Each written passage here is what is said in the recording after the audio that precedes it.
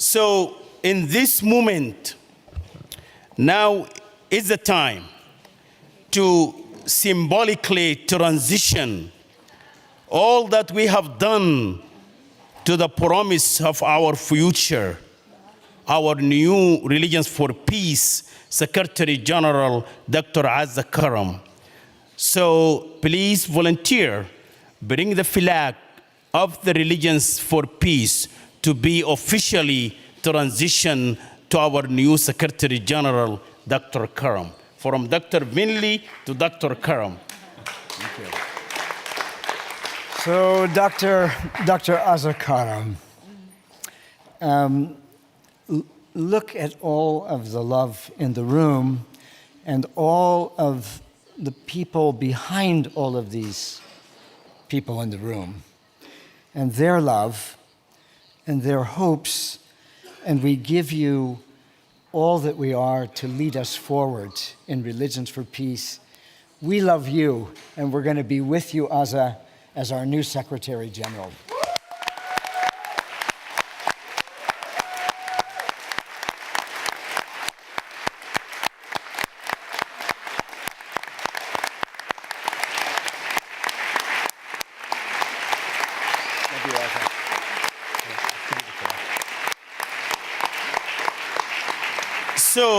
So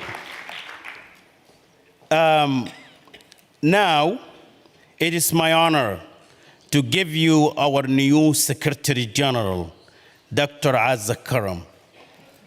I am sure most of you have worked with Dr. Azza Karam in a variety of occasions.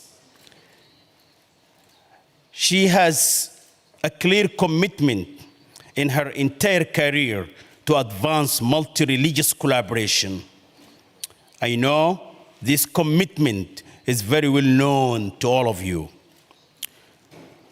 While I don't have the time to elaborate more on Dr. Karam's bright history of achievement in this field, I would like to offer just one example.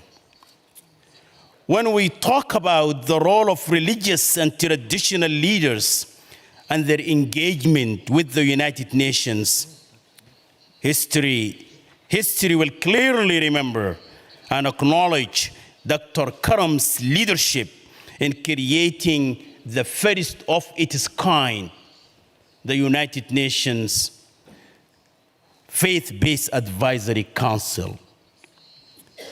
With that note, religious are gathered here. I am really humbled to present you, Dr. Azza Karam. Yes, please take your seats because Dr. Karam is going to address you. So the roadmap for RFP in the next decades to come. Next 30 years. Definitely not. Peace be upon you all. I have incredibly massive shoes to fill, and I'm not talking about their size. The love in this room, the appreciation, the respect, the consideration, from the very personal to the professional for Dr. Venley's leadership and his legacy is profound. And I wish to begin by expressing my own deep appreciation and respect for that legacy and my commitment to be able to continue that legacy to the best of my ability. Dr. Venley, I am your student. I thank you.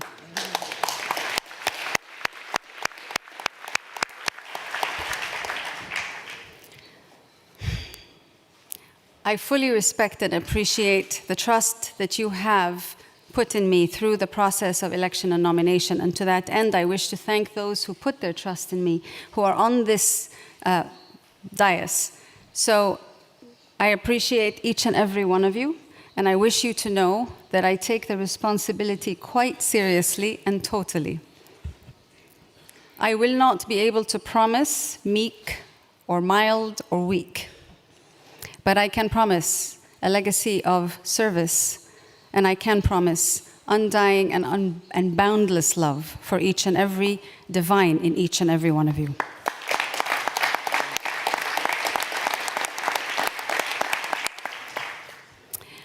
Eminences, venerables, excellencies, brothers and sisters all, relax, it won't be long.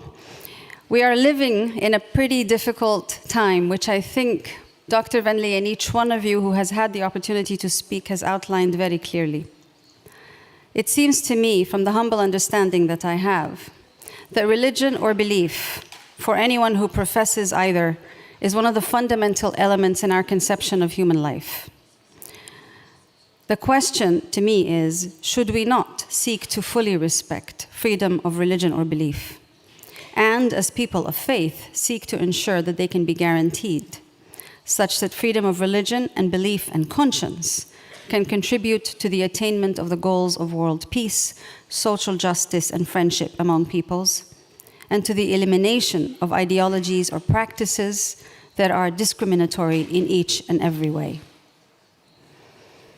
There is a quote from St. Thomas Aquinas that I'd like to share with you. 3 things are necessary for the salvation of man: to know what he ought to believe, to know what he ought to desire, and to know what he ought to do. The Buddha said, however many holy words you read, however many you speak, what good will they do if you do not act upon them? One of the basic principles of the Charter of the United Nations is the freedom of thought, conscience, religion, and belief. Given that we live in a world where there is hatred being rekindled between peoples and nations, in which, quite frankly, unfortunately, religion is being used and abused to play a role, we have no choice, I believe, but to be head-on in confronting this misuse, this abuse of religious narratives, of the narratives of faith in the name of violence. Yes, we need to build love. Yes, we need to build trust. But above all, we need to build freedom. But what do I mean by freedom? There is a very basic understanding. Freedom was quoted in a poem by William Cowper, quoted by Amartya Sen, an Indian economist who was awarded the 1998 Nobel Peace Prize on Economic Sciences. He quoted William Cowper on freedom. The quote goes, "Freedom has 1,000 charms to show that slaves, however contented, never know." The main purpose of development, as Amartya Sen argued, is to spread freedom and its 1,000 charms to the unfree. The unfree, as we know in today's figures, are the millions who live not in poverty alone, not only without access to affordable quality education or decent levels of food, nutrition, sanitation, without safety or security, or without an environment that can sustain them.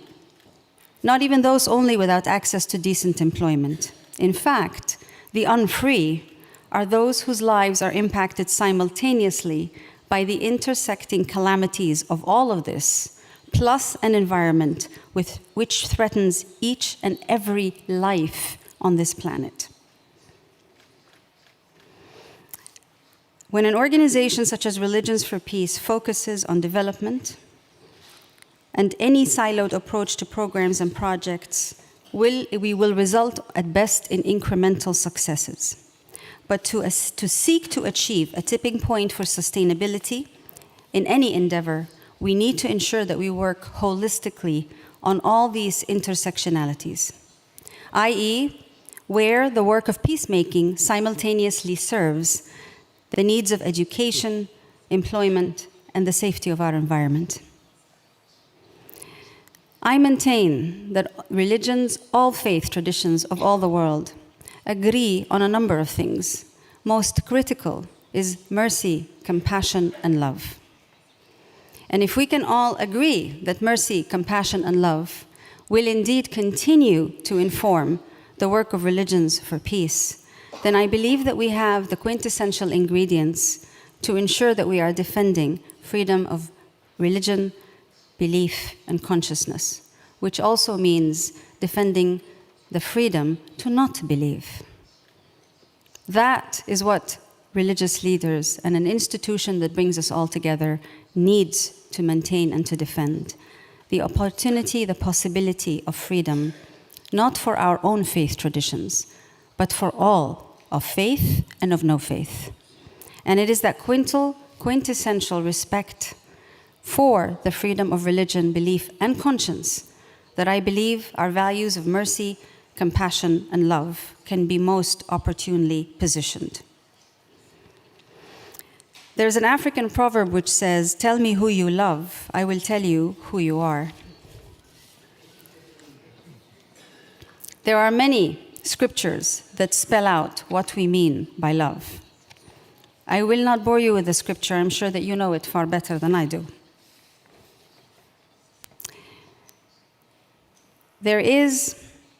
We often fall into the trap of assuming that freedom of religion, belief, and conscience is the one and only thing that we need to defend. However, we must appreciate and not fall into the trap of what Thomas was saying. Thomas Aquinas, an Italian Dominican friar, philosopher, and Catholic priest, and doctor of the church and jurist in the tradition of scholasticism, reminds us, we must love both those whose opinions we share and those whose opinions we reject. For both have labored in the search of truth, and both have helped us in finding it. And how do we love the divine? I find an answer in the Talmud. Whosoever does not persecute them that persecute him, whosoever takes an offense in silence, he who does good because of love, he who is cheerful under his suffering, those are the friends of God. And one of them, the scripture says, they shall shine forth like the sun at noontide. So let me share a very humble reflection. The freedom to love the divine is reflected in each and every living thing, including human, but by no means only the human.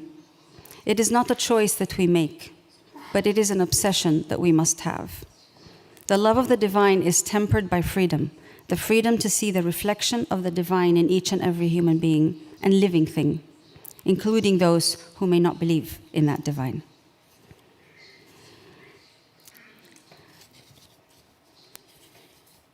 Father Emeka Obiezu writes about a politics of compassion.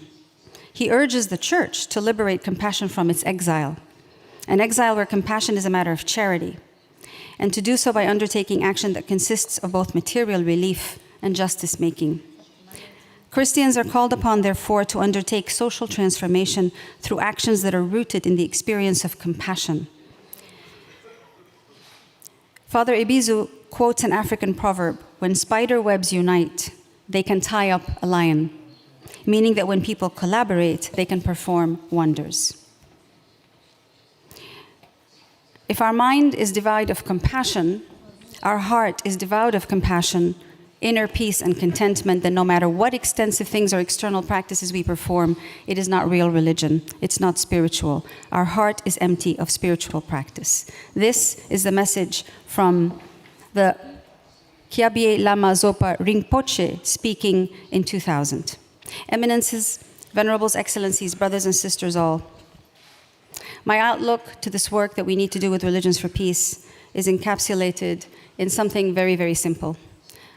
Compassion, mercy, and love are the pillars on which Religions for Peace stands and needs to continue to stand.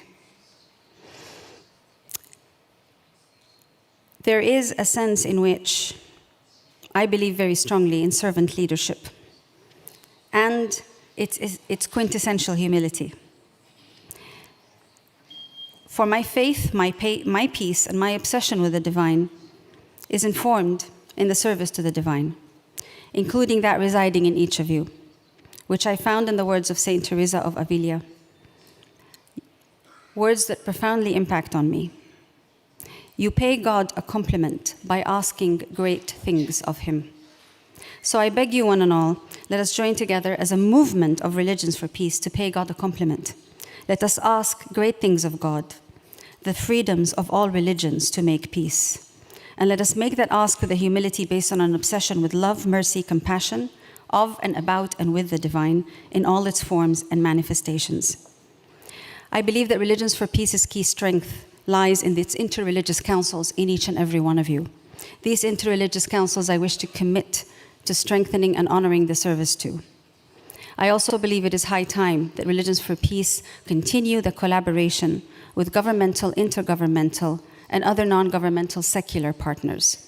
And to that end, I sincerely hope that I will be able to work with you to strengthen the interreligious councils and to create some of the critical task forces around environment, peace building, and education to begin with.